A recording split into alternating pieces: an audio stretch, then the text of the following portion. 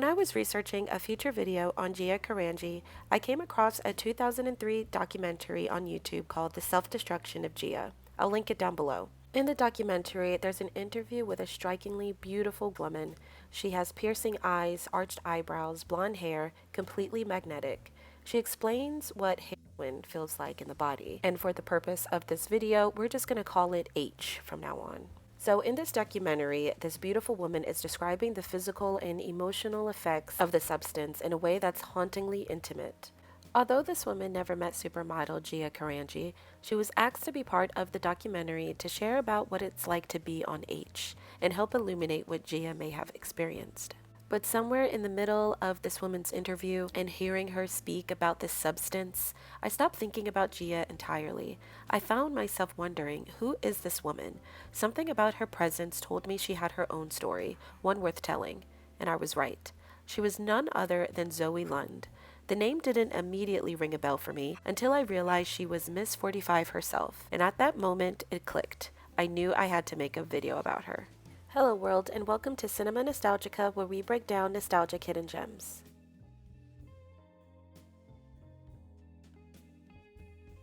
As someone with an addictive personality and my own history of struggling with addiction, I've always been fascinated by stories like Gia's and Zoe's. There's something haunting about beauty colliding with self-destruction, beautiful people consuming some of the most dangerous substances in the world. To be clear, I am not romanticizing hard substances, especially when talking about Zoe Lund. It's hard not to acknowledge those parts of her life, her beauty, her intellect, and even her favorite substance, which she has romanticized. H was a major part of her story, and I do not want to sanitize it or sugarcoat that. I want this video to be honest, raw, and truthful, and to understand who Zoe Lund really was, what drove her ambition, what made her tick, even when that truth is uncomfortable. Hiding that side of her life wouldn't honor her story. Her birth name was Zoe Tamerlis, and over the years she's moved through several names: Zoe Tamerlane, Zoe Tamerlane Lund, and eventually Zoe Lund, each one marking a different phase of her life. Zoe Tamerlis Lund was born on February 9th, 1962 in New York City to a sculptor mother, and her father sold rare books. Zoe was many things in life. She was a musician, a writer, a political thinker, model, and actress. But more than anything, she resisted being neatly defined. She moved outside categories and existed in between worlds, uninterested in labels or limits. Her mother described her as a musical composer, an only child, but she was also unhappy a lot, and she couldn't make herself fit in. She wasn't popular, but she was complicated, complex, and often misunderstood. Music and radical politics had been her first loves. She won prizes for her musical compositions as a child, but in high school spent her free time reading Marx. After a failed audition for the 1980 film titled Times Square, she was recommended to audition for the film Miss 45. When director Abel Ferrara took a look at her, he cast her almost immediately as the frail yet deadly Thana in Miss 45. He says, quote, "The minute I saw this girl, I knew she was the right person." He recalled and recognized her presence as both delicate and electrifying, perfectly suited to play the role of his avenging angel. This occurred not soon after she was a freshman at high school, where she wrote, directed, and starred in a musical. And then she transferred to the Manhattan School of Music, dropping out after 2 months just to make Miss 45. In an interview, Robert Lund, her estranged husband, revealed that the year prior she had experienced the trauma of rape herself. She was only 17 when filming began, and playing that role of Thana, it is clear that she turned acting into a space for intense personal symbolism, drawing directly from that experience. At 16, she was raped by a teacher, drunk at a party. She later woke with the realization that she had been violated, and this revelation reframes her on-screen work entirely. It's almost impossible to consider what it must have been like for Zoe Lund to step into Thana's world of Miss 45. To channel that fear, horror, and rage, she had to immerse herself fully into Thana's psyche. So for Zoe, playing Thana wasn't just acting. It was a confrontation with the darkest parts of life, a way to translate trauma into art. That willingness made her so raw and so fearless, and ultimately unforgettable on screen. She went through life determined to rise above her trauma, refusing to be defined by it and choosing to be a warrior. Even Ferrara says that the script was beautiful, but in a way it came off as cold. Zoe gave the film a heart and soul. Even the name of the part she played carries meaning. Thana. It's a direct link to Thanatos, the Greek god of death. The film follows Thana, a mute garment worker who is brutally raped twice in a single day.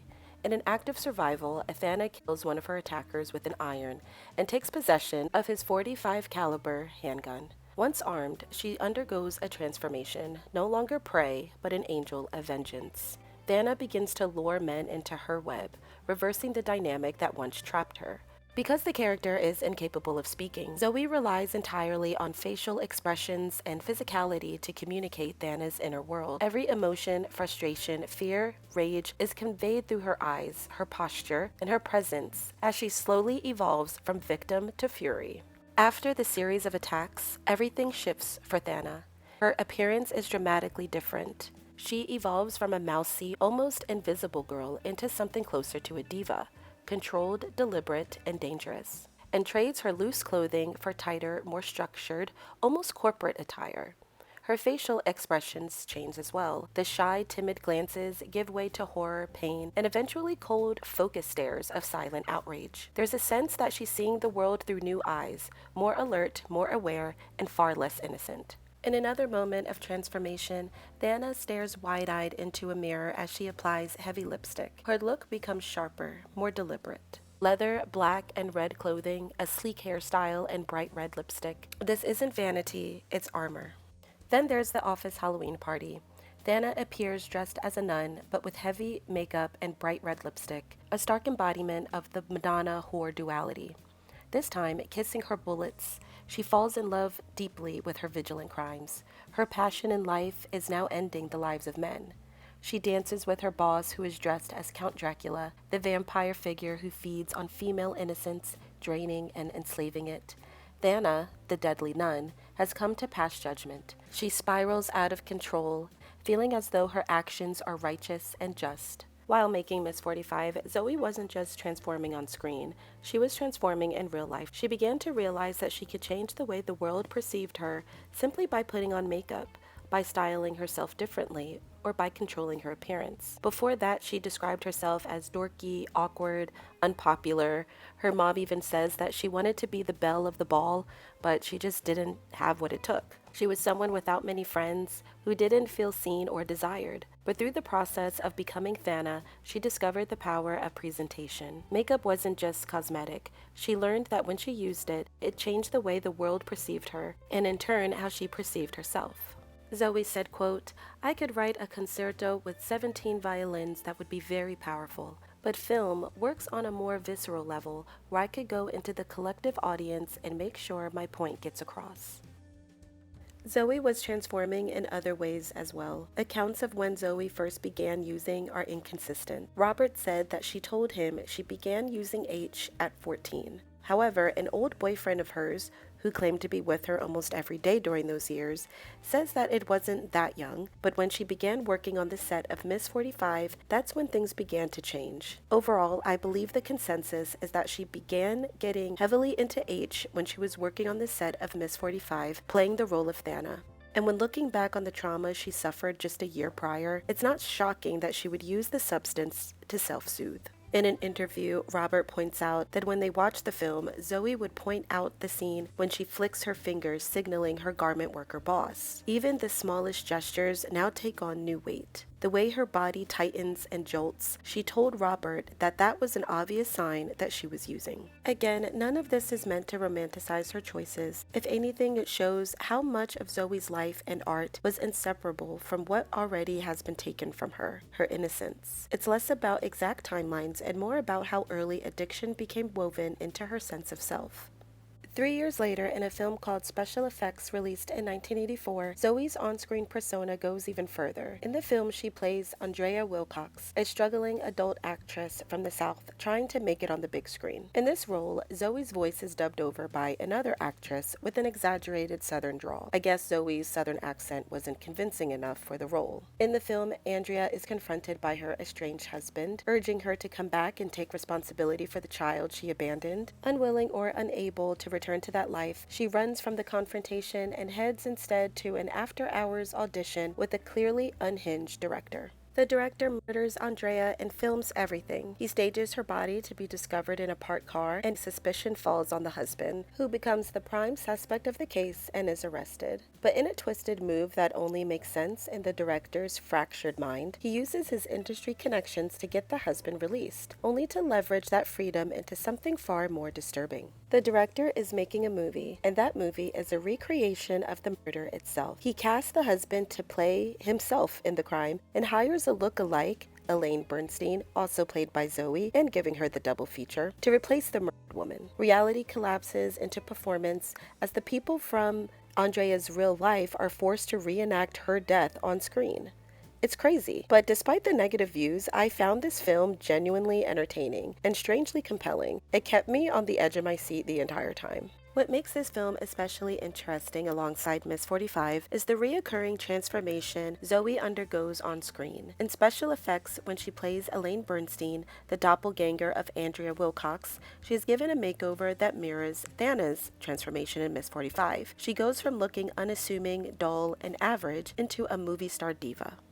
And Zoe herself really enjoyed playing the role. She says, quote, "In Larry Cohen's Special Effects, a thriller, I carried a double role, a Texan and a Jewish-American princess type. It took place here in New York, and it was fun to play two roles, a little like the movie Vertigo." As mentioned, when playing the role of Andrea, her voice was dubbed over by another actress. It's not done well by any means, and when we hear Zoe's real voice when she plays Elaine, there is a jarring difference. In real life, Zoe had this unmistakable New York accent, but it wasn't the stereotypical one. It carried something older, almost transatlantic, slightly European, as if it belonged to another era. There was a precision in the way she spoke, careful and deliberate, giving her a quality that felt both downtown and old world at the same time. Her voice made her presence even more striking. It set her apart, reinforcing the sense that Zoe never fully belonged in one place or one category. Like her image on screen, her voice existed somewhere in between, familiar but hard to place. In 1985, Zoe made an appearance on Miami Vice, playing a high-class party girl named Miranda. In the episode, she confronts her dealer over a shortage of quote-unquote party favors as she shuffles aggressively and irritated as she's looking into her purse before she coolly exits the scene in a limousine. It's a brief role, but unmistakably Zoe, sharp yet classy with an edge.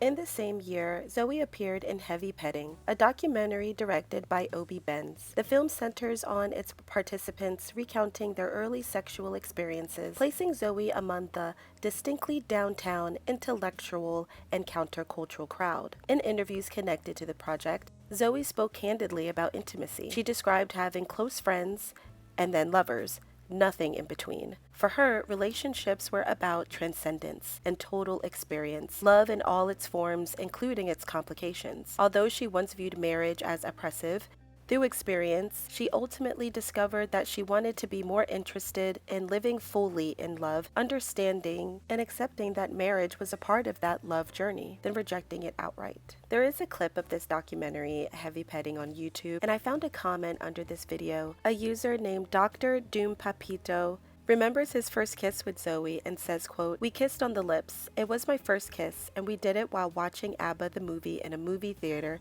back in 1979. It was our birthday. We enjoyed the movie, and halfway through the feature, I grabbed her hand and we kissed. There was a bit of tongue. She smelled like coconut and strawberry. We had a good time. She was super nice and funny. We weren't lovers just on that night. Last time I saw her was in the summer of '79. She smelled like Danish butter cookies." In the mid-'80s, Zoe was dating an older man, Edouard de la Roe, but left him in 1985. But the following year, 1986, is when she married Robert Lund on Halloween. Robert recounts their first date, saying that they did LSD while watching Brazil in theaters. From the start, their bond was shaped and shared by ideas of art, politics, and substances. Zoe was openly critical of the anti-H movement, viewing it not as public health, but as political propaganda tied to the larger drug war, another system of control she distrusted. According to Robert, Zoe is the one who introduced him to H herself. She spoke about it in almost mythical terms, saying you had to learn to listen to its song. It isn't framed as casual use, but as something closer to reverence, something she believed in and even worshipped. Robert Lund once talked about life when he and Zoe were living together and using H daily. They had to walk the streets of the Lower East Side to get their supply. And at the time, the H came in small bags, each stamped with a brand name and logo, if you will, or picture, a unique design so users wouldn't be tricked into getting fake product. Every time they found a new design, Zoe would save that bag into an album. Over time, their collection grew into a kind of gallery, showing the creativity of the people supplying the underground H scene. Zoe even began to write about her collection of bags. In an excerpt, she writes, "Once upon a time, these bags were full of New York H. The jug was white, good, and strong. Now, although the bags are empty, each one carries a stamp which summons up unique memories of a vibrant and oppressed neighborhood, of artistic talents never seen or heard in any other context, of capitalism's entrepreneurial instinct in a caricatured form, at the same time of a rebellion against capitalism, and, for better or worse, 23 years of my own life. Memories, in short, of an American dream and an American nightmare." Zoe's Book of Bags project shows how deeply her life and identity were bound up with daily H use and the drug culture she inhabited for decades. It reveals that her addiction wasn't hidden or shameful, but she put it front and center of her art and memory of the neighborhood, treating the bags as both personal memoir and a kind of folk art rooted in an addict's experience. While it is a fascinating window into her life, it's also deeply sad and a harsh reminder of the destructive reality of addiction, and it's not something to be admired. Zoe's daily life was just as unconventional as her hobbies, her work, and her writings. For a time, she and Robert shared their home with hundreds of pet rats. In 1987, Zoe appeared in the film The House Guest. There's very little information available about this film online or her role in it. Like much of Zoe's career, parts of her work exist almost in fragments, half-documented, easily overlooked, quietly slipping through the cracks of film history. In 1992, Zoe reunited with Abel Ferrara as a co-writer, actress, and minor director in the film Bad Lieutenant. Conceived as a modern-day Christ story, Bad Lieutenant follows a corrupt Manhattan cop spiraling deeper into self-destruction through drinking, substance use, compulsive gambling, and sexual degradation. It's a descent that feels less like a crime narrative and more like a brutal spiritual awakening. In two separate scenes of the film, Zoe Lund's character, Magdalene, does substances with Keitel's lieutenant, first smoking it and then using a needle. The scene itself was filmed at the Mayflower Hotel, once a landmark near Columbus Circle, but was demolished in 2004. In an interview, Robert states that he was present on set at the hotel and he actually gave her real bags of H, which she used during filming. According to him, Keitel's injection was a saline solution, but Zoe's was not. Think about how wild that is, being on set in front of a camera and doing that. But that is exactly who she was. Shameless and completely uncompromising. She didn't perform her drug use as a scene or as a show. She lived it, to the point of being too raw on screen. With Zoe writing the screenplay, it's obvious her addiction and her arrogance about it was so deep that she wrote these scenes just to glorify her substance abuse. There's no context for Magdalene's relationship to the lieutenant. She's just there to do substances with him, and Zoe's just there to do substances on camera. After she gives the shot to the lieutenant, she launches into her now infamous vampire speech. The vampire speech was written just minutes before the scene was shot. It's frantic, poetic, and it's brutal. The speech goes as follows. Vampires have it easy. They feed on others. We have to feed on ourselves. We have to eat our legs to have the energy to walk. We have to come in order to go. We have to suck ourselves off. We have to eat away at ourselves till there's nothing left but appetite. It is noted that Zoe takes her shot of H, rambles off this vampire speech before nodding off, feeling the effects of her choices. I think Zoe Lund, or it could be attributed to Abel Ferrara, carried a strange, almost obsessive tether to the image of the violated nun, a figure of innocence corrupted, a motif that surfaces again and again in their work. Like in Miss 45 and also in Bad Lieutenant, this thread reappears in her character with Vanna and then later with Magdalene, which is her name in the script. Zoe's imprint on the film extends even further. In that same interview, Robert stated that she was given the Virgin Mary sculpture from the set by Abel Ferrara himself. The statue stayed in their home, living with Zoe and Robert, which is a quiet yet powerful symbol of how deeply the film's religious imagery followed her beyond the screen. Later, she appeared in the 1989 film called Exquisite Corpses, and reflecting on it, Zoe said that when she made Exquisite Corpses, it was with an impossible director. But finally, I made it because I sing in it. I had an opportunity to sing and to dance on screen. It was amusing to sing. I also wrote a song. It was a little break wild, a little cabaret. I was able to watch Exquisite Corpses online, and Robert described it as campy, admitting he felt a little secondhand embarrassment for Zoe's role. And I'd agree, it is undeniably camp, but underneath the surface, it's a cautionary tale. It warns against selling your soul, urges you to stay true to yourself in a world full of sharks, and reminds you that dirty deeds have a way of coming back to haunt you. The film is also a classic Zoe typecast. She plays a seductive figure, chasing pleasure or drugs, only to later transform into a high-class wife scheming against her husband. It's flashy, exaggerated, and theatrical. But that arc of desire, danger, and transformation is quintessentially her, both on screen and the way she carried herself in real life. And then we have her short film, Hot Ticket, released in 1993. It was a film made, let's say produced, by the Festival of Rotterdam. Zoe says, quote, "I wrote it, I played in it, and I achieved it." In Hot Ticket, Zoe is dressed in all black with a huge black hat. She drifts through the velvet red foyer of a cinema, moving toward the camera like she's leaving a screening. She descends a staircase and approaches the theater ticket box. But instead of money, she slides a full syringe under the glass. The cashier hands her a ticket, which Zoe pockets, and she asks in an edgy tone, "Am I too late?" The cashier says, "No, you just made it. You could go now." A slight facial expression washes over her as she steps into the dark street. The camera pulls back, showing her utterly alone, vulnerable, swallowed by the city. I can't help but think that this short film is everything to Zoe. Her elevator speech, if you will. It covers all and everything about her ethos. The cinema, being her work in film. Dressing in all black, reminding us of Miss 45. The large hat is sleek, and it reminds us of the diva-esque nature that she embodies on and off screen. The syringe, referencing H. Being right on time. Identifying that she had her moment, a moment of excellence in Miss 45. And of course, New York City, the place where she was born, lived, thrived, and descended. Across the majority of her films, a clear pattern emerges.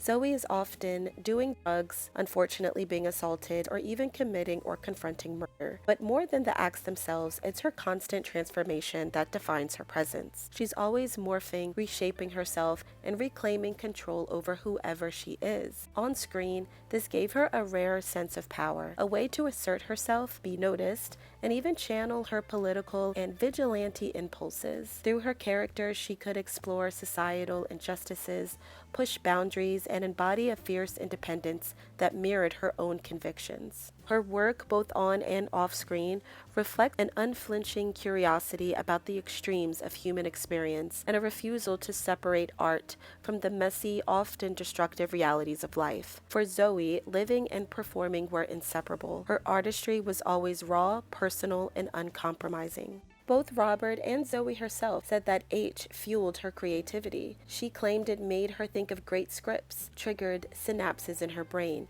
that sent ideas flowing almost uncontrollably. Zoe was unremarkably open about her H use and even advocating for its legalization in the United States. She romanticized its effects in her work, but despite having numerous connections in the film industry, Zoe rarely managed to turn those relationships into lasting projects. Ferrara, a director who she worked with arguably two of her best movies and roles, says that she loved H and was killed by H.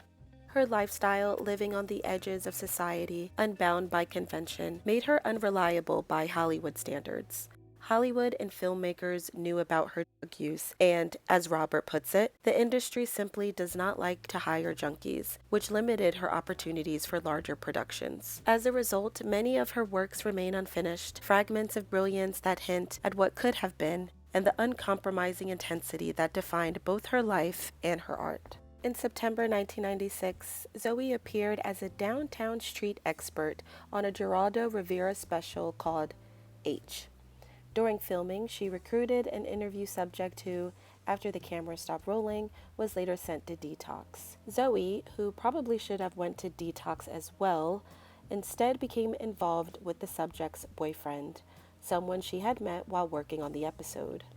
By February 1997, Zoe had moved to Paris to live with him. She was still legally married to Robert, though they were separated, and while abroad, her writing took a back seat to coke and methadone. At the time of her death, Zoe was working on a book that wove together short stories of the Lower East Side, including the one about her book of bags. Whether this collection will ever be assembled remains uncertain. After her death, Robert Lund did try to receive many of her archives, photos, films, scripts, diaries back into his care and possession, which proved to be a hard feat. Some things he was able to get back, while other things remain lost or unfound, or just merely unpublished. She was also developing a novel titled 490 about a man who uncovers a box of film and must act on his discovery. The title itself is drawn from a biblical verse, Matthew 18:21 through 22. It reads, "Then Peter came up and said to him, 'Lord, how often shall my brother sin against me, and I forgive him? As many as 7 times, Jesus said to him. I do not say to you 7 times, but 70 times 7. In Zoe's writing, she follows up by saying, "How much do I give? How far do I go?" Jesus answered with a quotable cipher, a shorthand calculus for the human and divine. 70 times 7 equals 490. He put a real number on the unmeasurable, put the unspeakable into the ken of language. 490 is terrifyingly concrete, more real than life, always. Consider the passion of 489, and what is 491?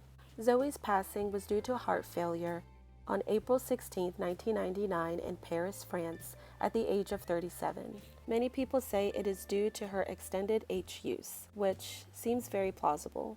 However, I found this YouTube channel, Lundissimo, while doing research, and I also found that this channel or user made a comment under another Zoe Lund video. Side note, this is a good time to say that I did try to leave and reference all links of sources found to complete this video in the description box down below. Now, I'm not sure if this channel or user is Robert Lund, but he has a lot to say regarding Zoe's passing. You may pause to read. Zoe's story is heartbreaking, but it's also a reminder of the choices we make and the paths we take. She was young, brilliant, and full of potential, and her life could have been so much longer and so much brighter. Let her story inspire us to protect our own gifts, to value ourselves, and to stay away from anything that could cut our journey too short. Life is precious. Don't let it slip away. So thank you all so much for watching, especially if you made it to the end of this video. Please consider giving this video a thumbs up and subscribing to the channel, and I will see you in the next one.